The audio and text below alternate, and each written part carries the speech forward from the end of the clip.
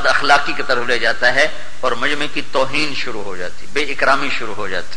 صبر صبر صبر. میرے نبی جب مجمع زیادہ ہو گیا نا تو حضرت عباس نے کہا یا رسول اللہ یہ لوگ آپ کو تنگ کرتے ہیں تو آپ کے لیے اونچی جگہ بنا دیں تاکہ آپ وہاں بیٹھیں تو آپ کو کوئی تنگ نہ کرے گا. نہیں میں انہی کے درمیان بیٹھوں گا، انہی کے درمیان.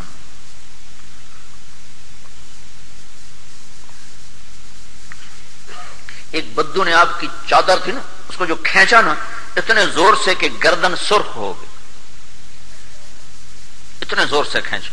تو اب پیچھے مڑے تو کہنے لگا دو مجھے اللہ کے مال سے، مال تیرا کوئی اپنا ہے؟ اللہ ہو. جس پر آپ بجائے غصے ہونے کا مسکرا دیے، کہا ہاں ہاں میرا کون سا، میرے اللہ کا ہے، دو بھائی اس کو دو.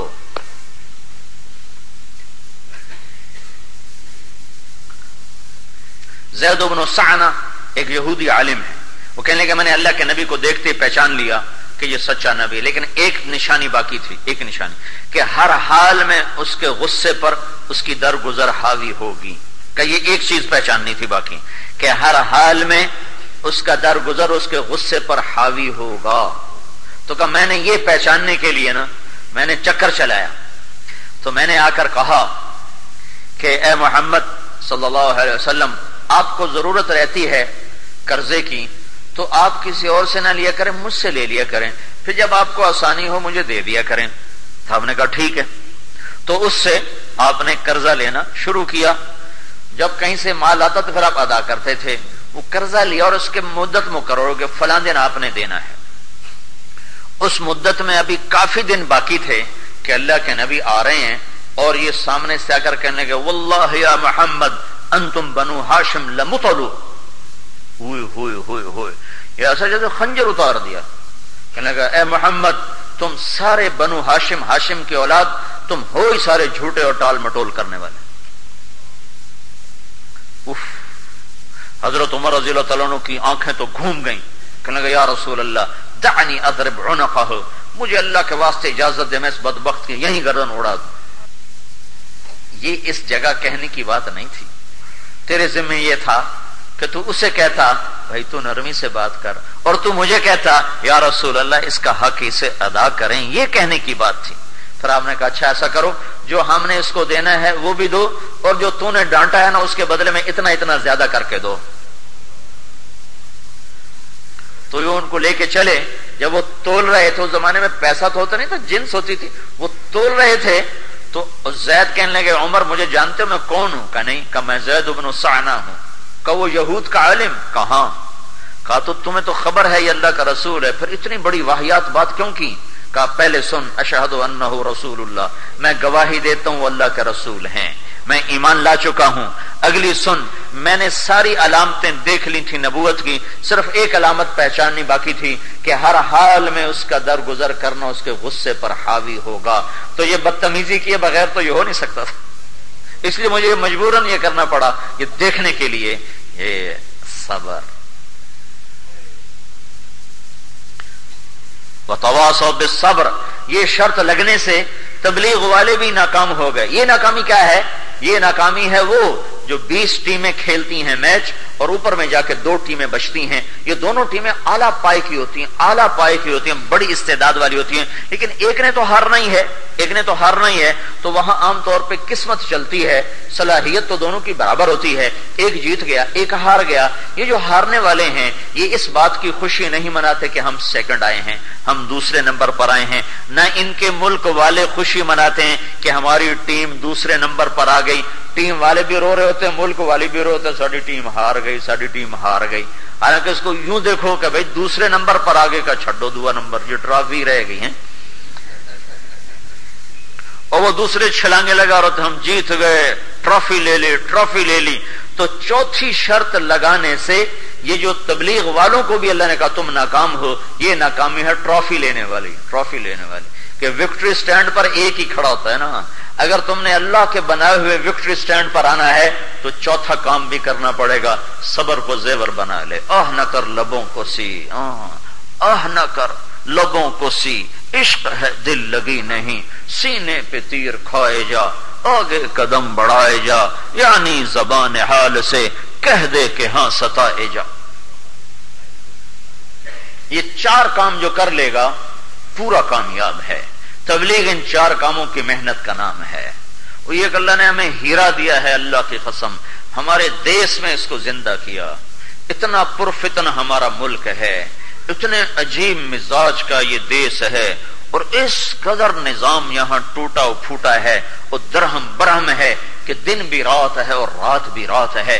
کلرک سے لے کر بادشاہ تک سب ظالم، اور ریڑی والے سے لے کر مل والے تک سب ظالم، الا ماشاءاللہ کچھ ہیں چراغ جن کے ذریعے سے روشنیاں ہیں، ورنہ یہ اندھیرے کب کے ہمیں نگل چکے ہوتے۔ ایک طرف یہ ہے، اور دوسری طرف یہ ہے کہ دنیا میں دین کی محنت کا سب سے بڑا مرکز اللہ نے اس خطے کو بنایا، محنت کا مرکز۔ ایمانی روحانی مرکز بیت اللہ ہے اور مدینہ منورہ ہے، لیکن دین کی محنت کا سب سے بڑا مرکز اس وقت اللہ نے اس دیس کو بنایا ہے، اور پوری دنیا سے لوگ ہواؤں کے سینے چیرتے ہوئے اور پانیوں کا سینہ چیرتے ہوئے یہاں اتر رہے ہیں کہ ہم اللہ کا دین سیکھنے آئے۔ میں ایک جماعت کی کارگزاری سن رہا تھا رائمنڈ میں، تو ایک نوجوان کالا بڑا وجی، تو وہ نہ عربی جانتا تھا نہ انگریزی، فرانسیسی جانتا تھا۔ تو میں نے کہا کیمرون کا بادشاہ تو عیسائی ہے؟ کہنے لگا میں مسلمان ہوں، میں نے کلمہ پڑھ لیا ہے۔ میں نے کہا آپ نے کلمہ کیسے پڑھا؟ کہنے لگا میں نے خواب دیکھا، مجھے ایک مسجد دکھائی گئی، کچھ لوگ دکھائے گئے، اور مجھے غیب سے آواز آئی اگر تو انہیں کامیاب ہونا تو ان کے پیچھے چل۔ تو میری آنکھ کھلی تو وہ حلیہ مسجد مسلمانوں کا تھا، کیمرون میں تھے۔ میں کیمرون کی جتنی مسجدوں کو دیکھ سکتا تھا میں نے دیکھا، مجھے وہ حلیہ نظر نہیں آیا۔ پھر میرا مالی ساتھ ملک ہے، جانے کا اتفاق ہوا، مسلمان کیمرون سے زیادہ ہیں، لیکن میں نے وہاں بھی جن جن جگہوں کو وزٹ کیا مجھے وہ نقشہ نظر نہیں آیا۔ پھر میں بھول گیا، بات آئی گئی ہو گئی۔ پھر میں گیا فرانس اپنے کسی کام، تو وہاں میں نے کہا یار کوئی یہاں مسلم اسلامک سینٹر دکھاؤ، تو وہ مجھے تبلیغی مرکز تھا مسجد عمر، وہاں لے گئے۔ جب میں مسجد میں داخل ہوا تو میرا خواب زندہ ہو کے میرے آگے آ گیا۔ میں نے کہا یہی میں نے خواب دیکھا تھا۔ 50 گونگوں کا انہوں نے وقت لگوایا وہاں، اور ایک گونگا میں نے لاہور میں دیکھا، انہوں نے کہا جی 3 سے روزے لگا چکا ہے، 3 سے 4 سے روزے لگا چکا ہے، اور گونگا بھی ہے اندھا بھی ہے۔ میں نے کہا اس کی زیارت کراؤ۔ وہ گونگا تو آنکھوں سے دیکھ کر اشارہ سمجھتا ہے، تو وہ کیسے سمجھتا ہے؟ میں نے کہا اسے میرے پاس لاؤ۔ تو رائمنڈ میں لے کر آئے، تو اس کو انگلیوں پہ کچھ کرتے تھے، انگلیوں کے ساتھ ایسے ایسے جس سے وہ سمجھتا تھا، اور اب مجھے پتہ چلا کہ وہ چلہ لگا چکا ہے۔ تو بھائیو یہ ایک صورت ہمیں کافی ہے، ایک صورت، والعصر ان الانسان لفی خسر الا الذین آمنوا وعملوا الصالحات وتواصوا بالحق وتواصوا بالصبر۔ امام شافعی کا قول کیسا خوبصورت اور سچا قول ہے، ایک ہی کافی ہے عمل کرنے والوں کے لیے۔ اس لیے بھائیو اس کے لیے وقت دو، اس کے لیے نکلو۔ یہ کوئی تبلیغ پر احسان نہیں، نہ کوئی تبلیغی جماعت کو مضبوط بنانا ہے، یہ کوئی سیاسی جماعت ہے کہ ہمارے جیسے یہ نہیں وہ عمران خان کی ممبر سازی کی مہم چل رہی ہے ہمارے ممبر بنو۔ یہ تو ہر کلمہ گو اس کا ممبر ہے، جس نے کلمہ پڑھا تبلیغ اس کا کام ہے، جس نے کلمہ پڑھا۔ ایک ڈاکٹر کہنے کا پہلے روٹی ہے پھر کلمہ ہے، اس لیے کہ بچے کو پیدا ہوتا ہی نا غذا دی جاتی ہے، اور نماز جا کے 15 سال کی عمر میں فرض ہوتی، 7 سال کی عمر میں نماز پڑھائی جاتی۔ میں نے کہا اللہ کے بندے یہاں بھی پہلے کلمہ ہے پھر روٹی ہے، کہ اسلام کا حکم یہ ہے کہ منہ میں کچھ ڈالنے سے پہلے ایک کان میں اذان دو، دوسرے میں تکبیر کہو، پھر اس کے منہ میں کچھ ڈالو، پہلے نہلاؤ پھر اس کے منہ میں کچھ نہ ڈالو، پہلے ایک کان میں اذان دو، ایک کان میں تکبیر کہو، پھر اس کے منہ میں کچھ ڈالو۔ یہ یہاں بھی اسلام پہلے ہے، روٹی بعد میں ہے، اور اذان بھی دعوت ہے، تکبیر بھی دعوت ہے، اللہ اکبر اللہ اکبر، لوگو اللہ بہت بڑا ہے۔ تو بھائیو اکثر نوجوان بیٹھے ہو، اپنی ہمتوں کو اس مبارک کام میں لگاؤ جس سے آپ کی دنیا بھی بنے اور آخرت بھی بنے۔ کسی بھی قوم کی ترقی کے لیے نوجوان اصل سرمایہ ہوتے ہیں، بڑھاپے کا تجربہ، جوانی کا جوش، یہ مل کر جس کام میں لگے وہ کام میں لوگ آگے بڑھ جاتے ہیں، ترقی ہوتی۔ تو اس وقت سارے کا سارا یہ چند سکوں پہ لگ رہا ہے، چند سکوں پہ، چند ٹھیکروں پہ لگ رہا ہے۔ یہ کیا متاع ہے جو مرتے ہی پرائی ہو جائے گی۔ ایک شخص نے اپنی بیوی سے کہا تو اپنے باپ کے گھر گئی تو تمہیں 3 طلاق، اس نے جانا چھوڑ دیا، اس کا باپ مر گیا تو رہ نہ سکی، وہ چلی گئی، تو عام لوگوں نے کہا طلاق ہو گئی، باپ کے گھر گئی طلاق ہو گئی۔ مفتی صاحب سے پوچھا گیا تو انہوں نے کہا نہیں طلاق نہیں پڑی، کیونکہ مرتے ہی گھر بیٹوں کا ہو گیا، باپ کا نہیں ہے۔ اب وہ باپ کے گھر نہیں گئی، بھائیوں کے گھر گئی ہے، لہذا طلاق نہیں ہوئی، حالی تو میت نکلی نہیں تھے گھر پر آیا ہو گیا۔ آئے میرا تے آئے میرا تے آئے بھی نہیں دیونا تے آئے بھی نہیں دیونا تے آئے تو میں نے پیو دیتا آئی تے آئے میں آپ لے آئی. تو ساری لڑائی اس پہ چل رہی. تو بھائیو اپنی طاقتوں کو اس مبارک عظیم محنت میں لگاؤ. اللہ راضی ہو جائے گا تو انشاءاللہ ایسی ہوا چلے گی. مولانا یوسف صاحب رحمۃ اللہ فرماتے تھے انشاءاللہ ہوگا کہ صبح اٹھو گے سنو گے فلاں پورا ملک ایمان میں آ گیا. ہاں اور ان کے بڑے گرو انہیں روکنا چاہیں گے، ان کو ساری تدبیریں ٹوٹ جائیں گی اور وہ رسیاں توڑا توڑا کے ایمان میں داخل ہوں گے.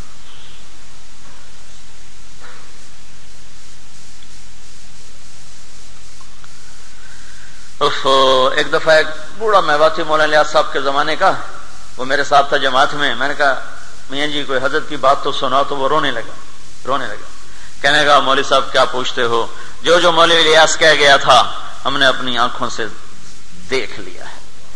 جو جو مولوی الیاس کہہ گیا تھا ہم نے اپنی آنکھوں سے دیکھ لیا ہے. یہ میں آپ کو بتا رہا ہوں بات 1984 کی. جو جو مولوی الیاس کہہ گیا تھا ہم نے اپنی آنکھوں سے دیکھ لیا ہے. ایک بات رہ گئی ہے تو کہے تو وہ بھی بتا دوں.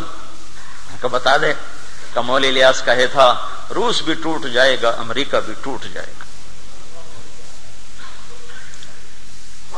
پتہ نہیں وہ میاں جی زندہ ہے کہ مر گیا.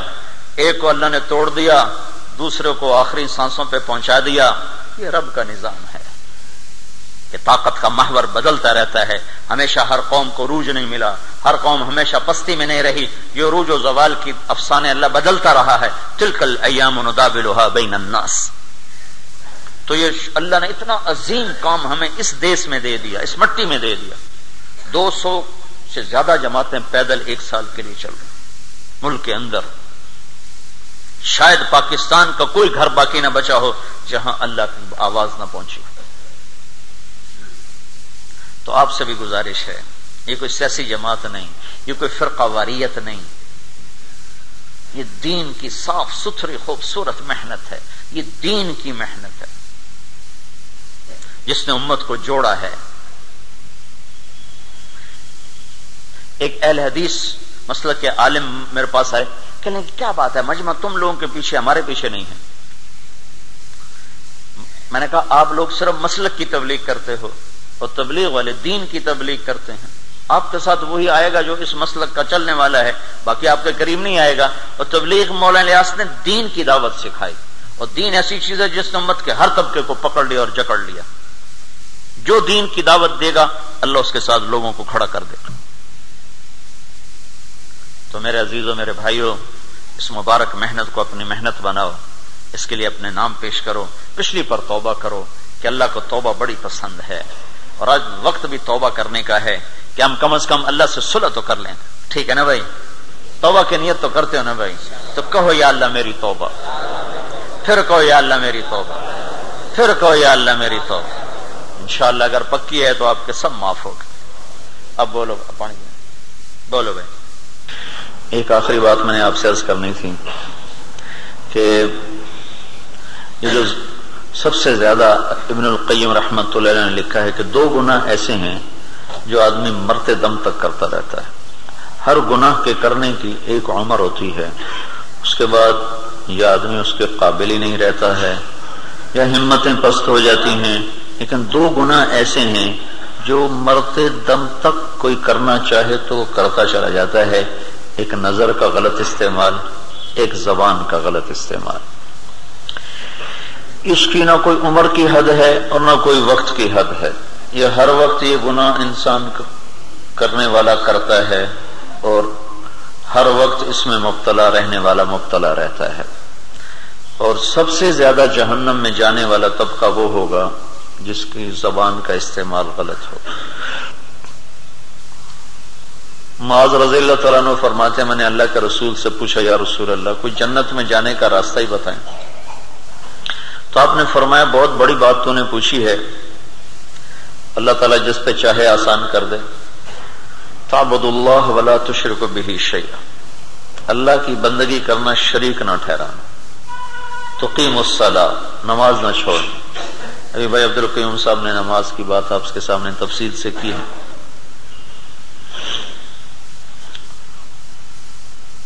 حقوق اللہ میں سب سے پہلا حساب نماز کا ہے، اور حقوق العباد میں سب سے پہلا حساب قاتل اور مقتول کا ہے۔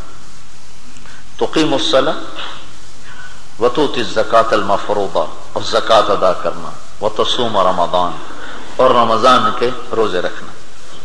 پھر آپ نے فرمایا ان شئت انبأتک بابواب الجنہ، تو کہے تو میں تمہیں جنت کے دروازے بتاؤں؟ کہ جی بتائیں۔ تو آپ نے فرمایا الصوم جنۃ، ایک روزہ ہے، ایک روزہ ہے، اور والصدقۃ، ایک اللہ کے نام پہ خرچ کرنا۔ اب یہ صدقہ وہ نہیں جو اوپر زکوٰۃ اوپر آ گئی، اب یہاں زکوٰۃ سے علاوہ خرچ کرنے کو جنت کا دروازہ بتایا جا رہا ہے۔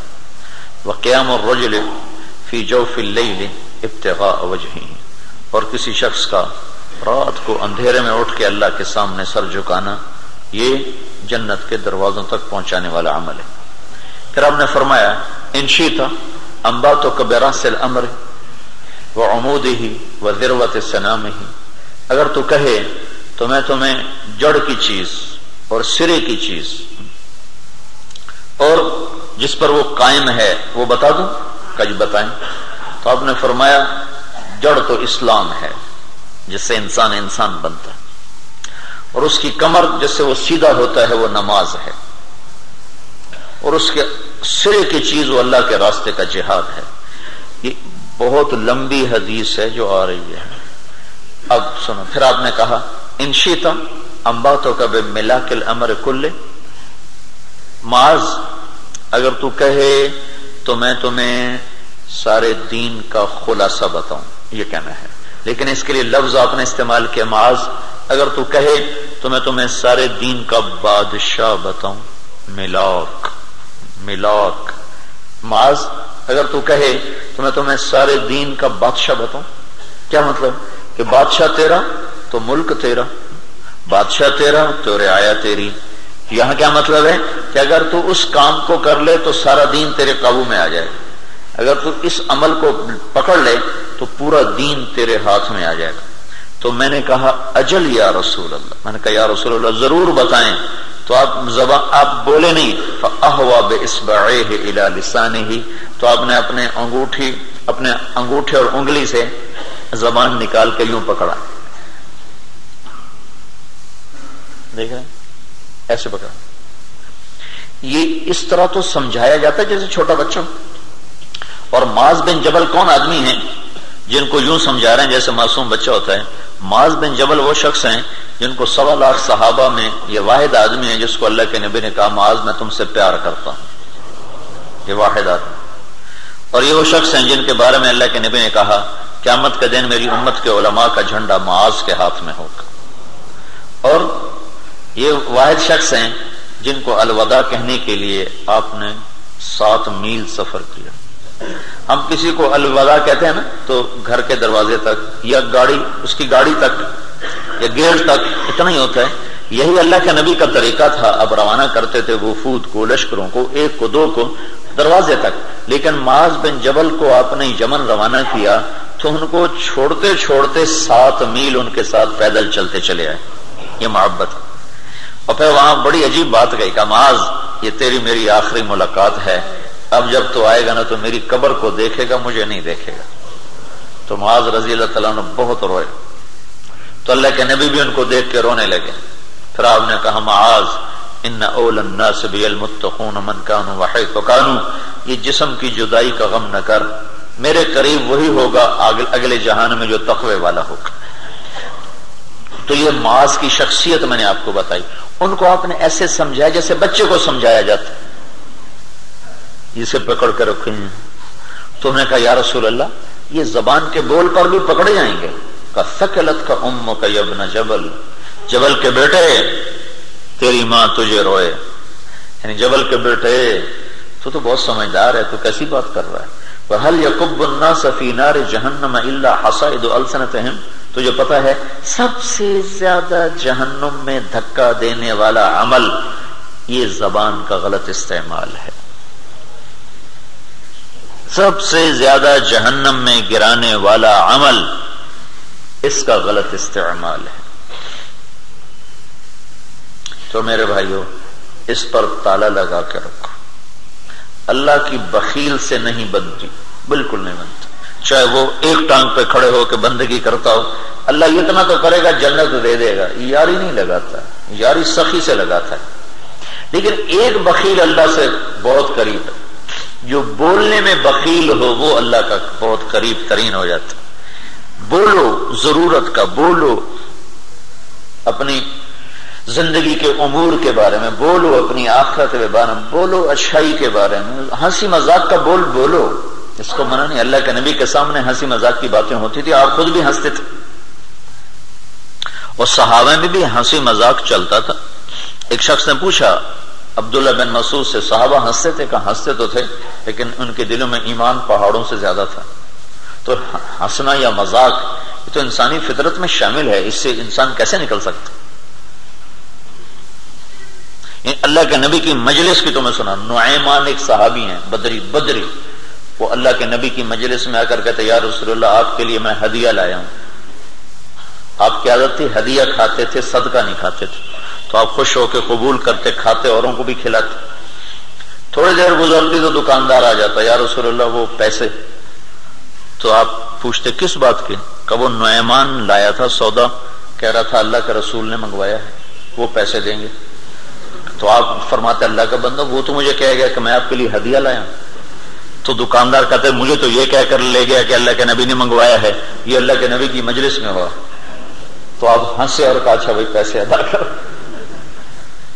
تو یہ تو انسانی فطرت ہے، اس سے اللہ نے بھی نہیں روکا.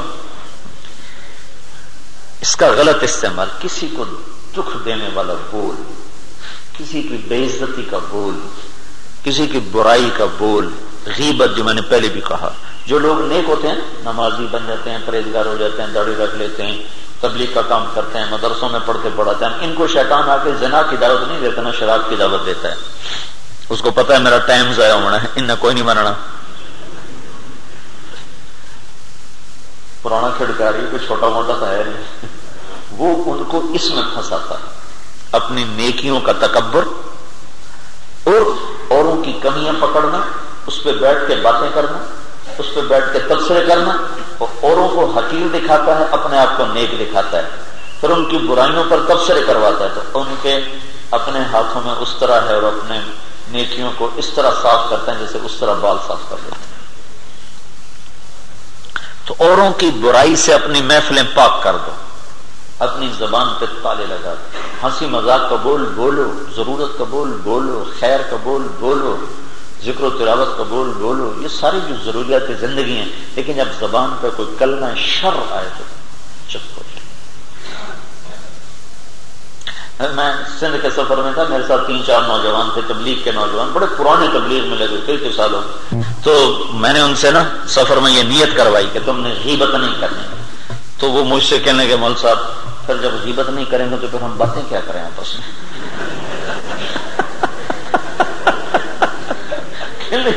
پھر ہم کیا باتیں کریں؟ اتنا رش گیا ہے غلط بولنا کہ وہ کہنے کے محمد گلا کی کری، وہ ہور کی گل کری، تو بڑی چسکے والی گل ہے، تو ساری چھڑائی جاندے ہو. تو یہ بڑی اہم چیز ہے. میں آپ سے آخر میں عرض کرنا چاہتا ہوں کہ ایک آنکھ پہ قابو رکھیں، ایک زبان پہ قابو رکھیں. یہ 2 چیزیں جس کے قابو میں آ گئی اس کا سارا دین سلامت، سارا دین. جو ان 2 چیزوں میں بے پرواہی کرے گا نا اس کے دین میں سوراخ ہو جائے، داغدار ہو جائے گا. ممکن ہے کل کو خالی ہاتھ کھڑا اور ہاتھ پر لے کر. ایک تو ہمارے پاس نیکیاں تھوڑی ہیں، اوپر سے ہم زبان اور نظر کے غلط استعمال سے ویسے اس کو اپنے ہاتھوں اپنے گھر کو آگ لگا دیں تو کتنی بڑی نادانی کی بات. تو بھائی اس کی بھی سارے دوست نیت کریں کہ اس زبان سے نہ جھوٹ نکلے، نہ گالی نکلے، نہ غیبت نکلے. میں نے ایک جگہ بیان کیا تو ہمارے ذمہ دار وہ بڑے متاثر ہو گئے. اب وہ جا کے بیوی کو کہہ رہا گل سن ہوں میرے نال چنگیاں چنگیاں گلاں کری، میں نے کاوڑ نہ چڑھا نہیں تو میرے منہ چوں گال نکل جانا. اگے میں توبہ کر کے آیا، بولی تیرے جو بیوی کی گل سنی تو میں کی توبہ، ہوں مینوں نہ کیوں جی گل نہ کری میں گالی کٹن لگ جاؤں. تو تو بھائی آپ بھی جو ہے نا نیت کر لو کہ بھائی نہ گالی زبان پہ آئے، نہ جھوٹ آئے، نہ غیبت آئے، نہ کسی کی برائی پر بول آئے، تو آپ کا دین انتہائی خوبصورت ہو جائے گا، انتہائی خوبصورت۔ نیت کر لی نا سب نے؟ درود شریف پڑھو۔